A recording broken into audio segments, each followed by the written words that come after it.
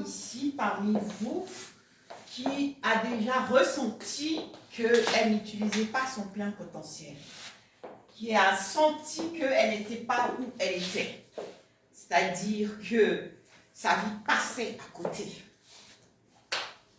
Est-ce qu'il y a quelqu'un ici qui sait déjà? À un moment donné, oui. Je peux comprendre. Parce que cette femme-là, ici, c'était moi. Waouh! Cette femme-là, c'était moi. Donc, j'étais cette femme-là qui, pendant longtemps... Où est mon micro? Non, il n'y a plus de micro.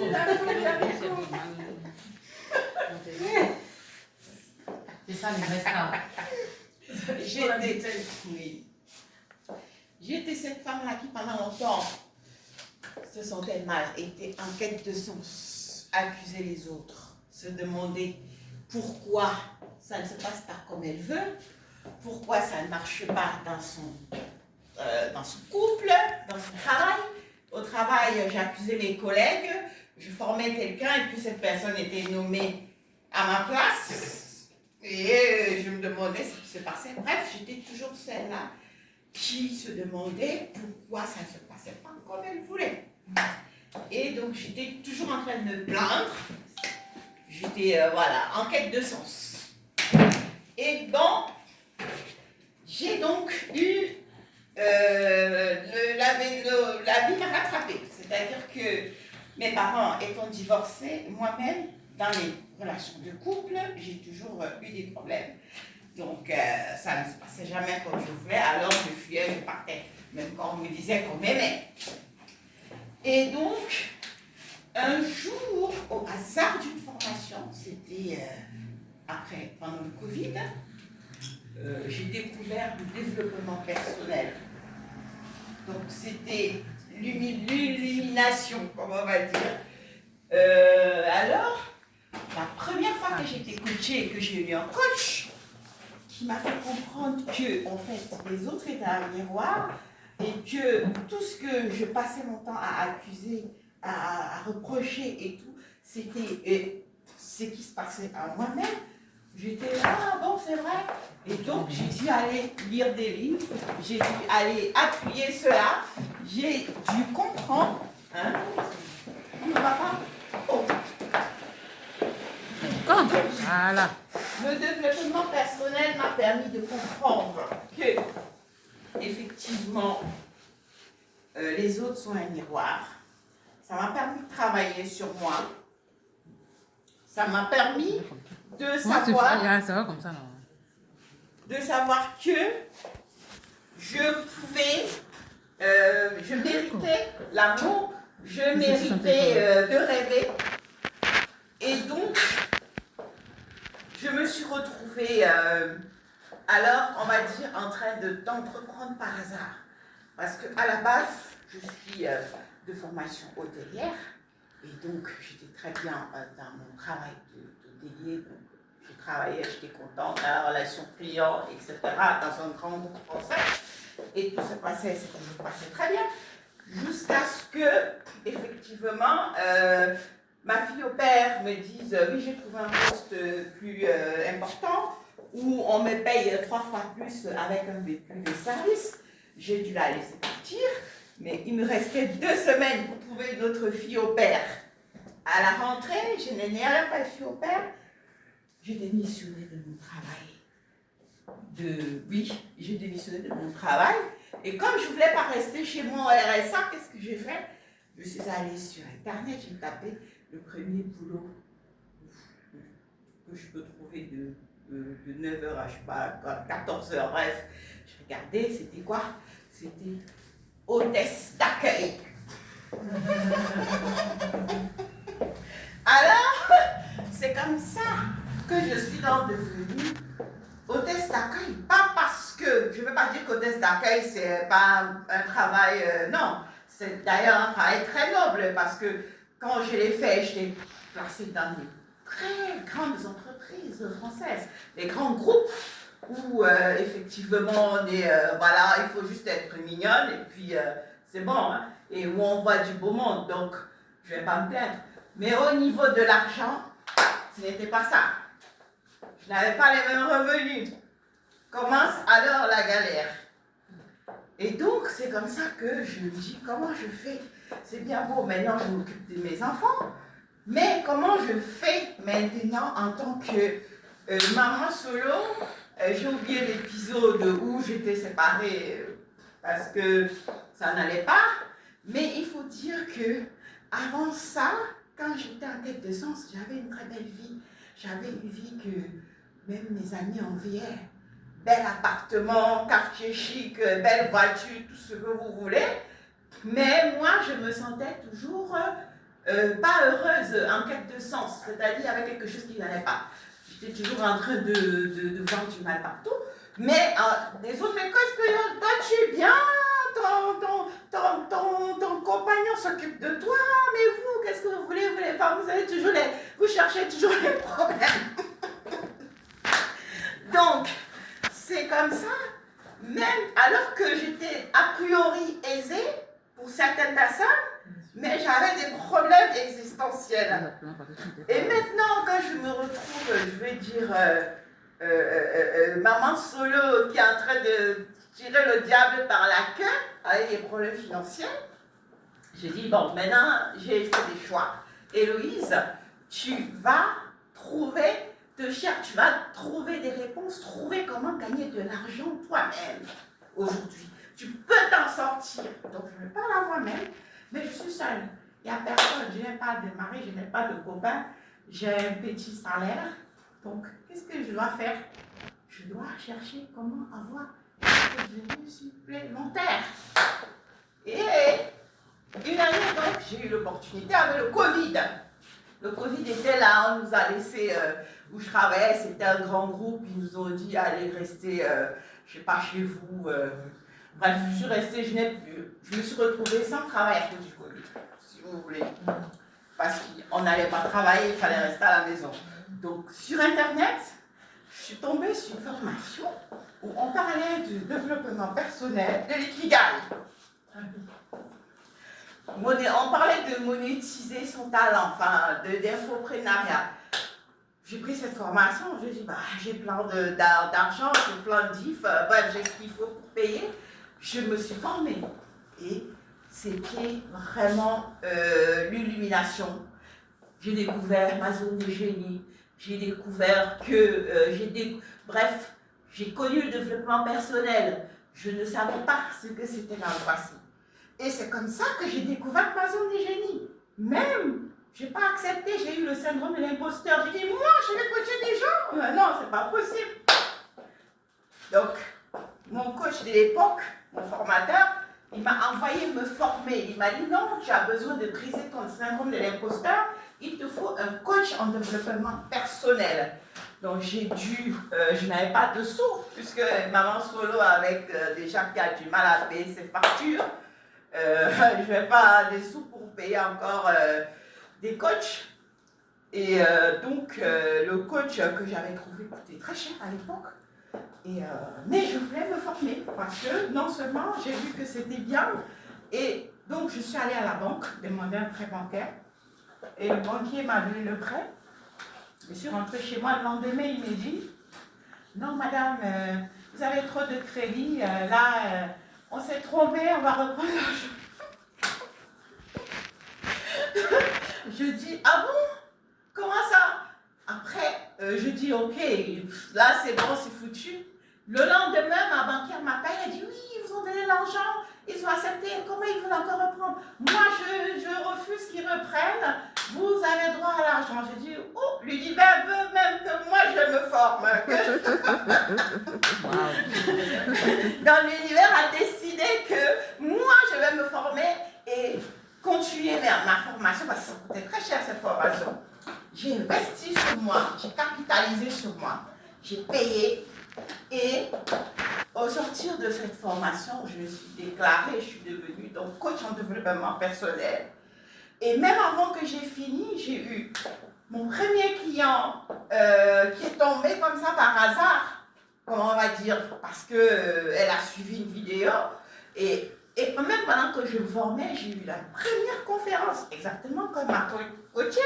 On m'a invité à Paris, à la forêt Dance, pour faire ma première conférence en présentiel avec Cindy Fashion Paris. Elle avait juste vu de mes vidéos, dont on m'invitait comme ça en tant qu'intervenante en développement personnel. Juste parce qu'on a écouté mes vidéos, elle a dit c'est celle-là que je veux pour intervenir en développement personnel. Et les gens m'invitaient comme ça, sans même que j'allais les voir. Donc je dis, ah ben voilà, les choses sont en train de se mettre en place. Et c'est comme ça que, une première coachée, j'ai eu un entretien avec elle, je lui ai proposé un petit tarif, un gros tarif. Elle a choisi le grand tarif. Je dis, ah, non, c'est possible. Les gens peuvent payer ça.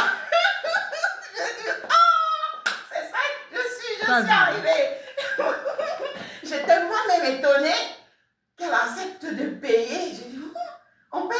Donc c'est vrai. Dieu, non. Elle n'aime pas comme ma coachée. Et c'est une femme qui vient d'Afrique. En plus. Oui. On sait comment elles sont difficiles à dire. Oui, Odette, c'est une femme qui vit en Afrique. C'est-à-dire que c'est une Africaine, une Gabonaise, elle est en Afrique. Et elle a choisi la formule VIP. Et c'était ma première coutière. C'est-à-dire que je prenais de l'argent. Mais Dieu voit, non. Et elle a choisi le VIP. Donc, comme moi j'ai investi sur moi, là, Dieu a vu Tu as que vu, non. je Et dois regarde ça, regarde toi-même. Regarde. avoir des clients qui me payent. Donc, retour, c'est bien. Là, j'ai donc été regardée. Maintenant, à un moment donné, j'ai vu que mes clients qui venaient vers moi, que je coachais, ils avaient besoin de trouver des clients eux aussi. Elles devenaient des coachs, des consultantes. Je dis, mais moi, je ne sais pas trouver des clients. C'est-à-dire que dans mon enseignement, on ne m'a pas appris à trouver des clients. On m'a appris à coacher, on ne m'a pas appris à trouver des clients. Donc, je suis allée chercher des formations marketing digital. Des fois, j'ai fait de la publicité, mais après, il fallait investir beaucoup dans la publicité. J'ai fui, j'ai vu que ce n'était pas pour moi. Et finalement, je suis tombée sur des formations organiques. Et c'est là où ça a commencé à matcher. Et donc, là, aujourd'hui, c'est là où je suis devenue maintenant coach business et mindset mentor. C'est-à-dire qu'avant, au départ, je me disais coach mindset, mais après, au fur et à mesure que je me suis formée, je suis plus maintenant positionnée dans accompagner les coachs comme moi, qui peinent à se lancer en ligne, qui ont eu les mêmes difficultés que moi, à avoir un salaire de plus en ligne, en s'alignant à leur zone de génie, mission de vie. Parce que moi, c'est ça qui m'aide. Je parle de la zone de génie tous les jours. Donc, le concept de la zone de génie, on dit Ikigai, c'est les Japonais, mais la zone de génie, c'est un concept qui a été vraiment mis en exergue par Gay Hendrick avec son livre de Big Lift. Il en parle. Il y a la zone des compétences, la zone de compétences, la zone d'excellence et la zone de génie. Donc, vraiment, dans la zone des compétences, c'est quoi? C'est qu'on fait des choses, on rame. On rame, on fait beaucoup d'efforts pour faire des choses. La zone de compétence, c'est comme vous allez à l'école, vous apprenez, vous êtes médecin, vous savez soigner les gens. Mais oui, quelqu'un d'autre aussi être médecin. Vous ne travaillez pas avec votre âme. D'accord? La zone d'excellence, c'est là où vraiment vous êtes bon, c'est votre passion, oui. Mais quand même, donc, la zone de génie au milieu des quatre. Ça veut dire que aujourd'hui, je sais ce que j'aime, je connais mes passions, j'ai appris ce que j'ai appris à l'école, et maintenant, je connais ce que je veux apporter au monde. Et au milieu maintenant des 4 points, ce que j'aime, ma passion, ce que j'ai appris, ce pourquoi je suis payée, et ce que le monde attend de moi, au milieu se trouve la zone de génie. Et donc, lorsque on se trouve dans sa zone de génie, on est le meilleur de sa catégorie. Regardez par exemple Zidane, regardez Marie-Josée Pérec, regardez Beyoncé, regardez toutes les personnes qui sont très bonnes dans ce qu'ils font. Et moi, j'ai des témoignages. toutes les personnes que j'ai alignées à leur zone de génie, même gratuitement, c'est-à-dire qu'ils n'ont même pas payé le coaching, ça a changé leur vie. Et jusqu'à aujourd'hui, ils me bénissent. Donc moi, c'est vraiment ma mission aujourd'hui. C'est pour ça que j'ai parlé de royauté et que j'ai créé l'Académie GCAS Israël pour entrepreneuses abondantes avec la méthode GCAR, génie créateur, alignement, croissance, résultat. C'est pour vraiment dans cette académie aider les femmes. Hein, parce qu'avec la méthode, c'est la seule méthode qui relie neurosciences, comment on va dire, spiritualité, marketing digital, voilà. Pour vraiment amener les personnes que j'accompagne à s'aligner à leur zone de génie et à monétiser leurs expertises, missions sur le génie. Ça veut dire qu'aujourd'hui, vous pouvez être un entrepreneur et puis aujourd'hui, vous êtes là, vous n'êtes pas dans votre zone de génie. Prenons l'exemple, parce que j'ai déjà eu par exemple un médecin qui aujourd'hui fait travail dans l'architecture. J'ai eu récemment un ingénieur, il avait ses dons de, comment je peux dire, des dons dans la scène, il aime faire des histoires, il aime raconter des histoires, il aime faire des vidéos. Je lui ai dit, bah, ta zone de génie, on a travaillé, son métier, qui est là dans la zone de génie, c'est scénariste dans le cinéma. Mais lui, pendant des années, il est ingénieur et il était là, couché dans le lit de dans le canapé de sa femme. Sa femme avait déjà divorcé. Sa femme lui demandait de partir. Moi, je l'ai rencontré au grand hasard à la sortie de l'église. Je parlais avec lui et il était tellement que je dis, Dieu veut que j'aide. Je ne coche pas les hommes, hein. Dieu veut, sauf par hasard, ceux qui viennent vraiment moi, Dieu veut que j'aide ce monsieur. J'ai aidé ce monsieur, il me fait des témoignages de ouf sur LinkedIn, partout, parce qu'aujourd'hui, il a créé sa société de consulting. Oui, il est heureux dans sa zone de génie. Je n'ai même pas coché longtemps, ça dit, je lui ai montré la gratitude, le pardon, et on a fait son ikigai. Il avait juste payé un de mes challenges une fois. Il n'a même pas pris mon programme. Hein. Ça vient transformer celui-là. Alors qu'il ne m'a même pas payé comme les gens qui prennent. Donc lui, moi je dis que c'est quelque chose qu'on devrait enseigner. Même dans les écoles. Moi c'est mon combat.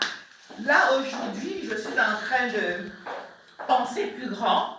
Je suis en train de vouloir sortir le livre là-dessus, sortir ma méthode et sortir un brevet pour que ce soit enseigné, une certification exactement, justement. pour que ce soit enseigné dans les écoles, que même les enfants, les jeunes, moi je dis à mes enfants, 16 ans, je leur dis c'est important, mais elle a leur niveau, elle rigole, ça ne nous regarde pas.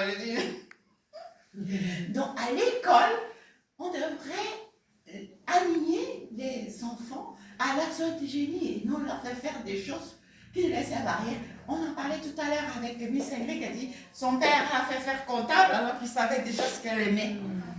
Là aujourd'hui vous voyez comment c'est une divinité en scène. Elle est dans l'expression de sa zone de génie, Miss Ingrid.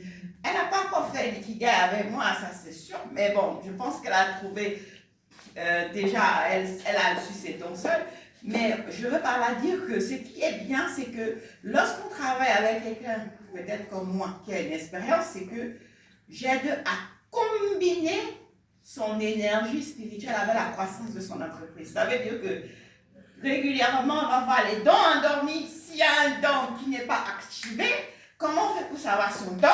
C'est parce qu'on aime quelque chose. Si aujourd'hui, je suis en train de faire comptabilité, ou je fais, je sais pas, je suis une grande commerçante ou une grande femme d'affaires qui brasse beaucoup d'argent, alors qu'il y a quelque chose que j'aime, peut-être j'aime danser, j'aime chanter, je ne fais pas. Moi, je vais t'encourager à aller chanter même à la chorale du dimanche. Pourquoi? C'est l'alignement. Et voir au niveau du bénévolat, qu'est-ce qu'on veut faire pour le monde? Quel est notre projet pour le monde? Parce qu'on ne vit pas pour nous. Et le fait d'avoir maintenant une vision, le fait d'avoir un devoir vis-à-vis du monde, cela nous permet effectivement d'activer notre énergie positive et nous permet d'être heureux. Donc Dieu nous a créés avec nos dons et talents uniques pour que nous les utilisions avec notre unicité, parce que nous ne pouvons, personne de nous ne peut faire notre mission à notre place. Bon, aujourd'hui, moi, c'est mon credo, hein, donc je dis aux femmes, acceptez votre royauté. Je parle un peu comme Miss Ingrid, alors qu'on ne se connaissait pas.